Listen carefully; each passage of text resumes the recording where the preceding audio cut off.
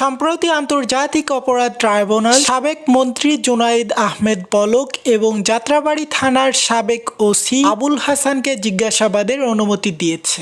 অভিযোগ উঠেছে July August ছাত্র আন্দোলন দমনে গণহত্যা ও ইন্টারনেট বন্ধের মাধ্যমে দমন পীড়ন চালানো হয়েছিল। গতকাল বৃহস্পতিবার বিচারপতি গোলাম মর্তজা মজুমদারের নেতৃত্বাধীন ৩ সদস্যের ট্রাইব্যুনাল এই আদেশ দেয়। আগামী 18 ডিসেম্বর কারাগারে থাকা পলককে জিজ্ঞাসাবাদ করা হবে। এছাড়া সাবেক ওসি আবুল হাসানকে 15 ডিসেম্বর তদন্ত সংস্থার কাছে একদিনের জন্য হস্তান্তর করা হবে। প্রসিকিউটর মোহাম্মদ তাজুল ইসলাম জানান, যাত্রাবাড়ীতে সবচেয়ে বড় গণহত্যা সংঘটিত হয়েছিল। উক্ত ঘটনায় প্রায় 4 শতাধিক মানুষ প্রাণ হারায়, যাদের মধ্যে অনেককে আহত অবস্থায় গুলি করে হত্যা করা হয় বলে জানিয়েছেন তিনি। তৎকালীন যাত্রাবাড়ীর ভারপ্রাপ্ত ওসি আবুল হাসানের নেতৃত্বে ওই হত্যাকাণ্ড সংঘটিত হয়েছে বলে অভিযোগ উঠেছে। এছাড়াও অভিযুক্ত আরও কর্মকর্তাদের সম্পৃক্ততা রয়েছে বলে তাদেরকে জিজ্ঞাসাবাদের জন্য পুনরায় তলব করা হয়েছে। এই সে গ্লোবাল নিউজ, সাথে আছে আমি হুসাইন আহমেদ। সকল আপডেট সবার আগে পেতে আমাদের চ্যানেলটি সাবস্ক্রাইব করে আমাদের সাথেই থাকুন।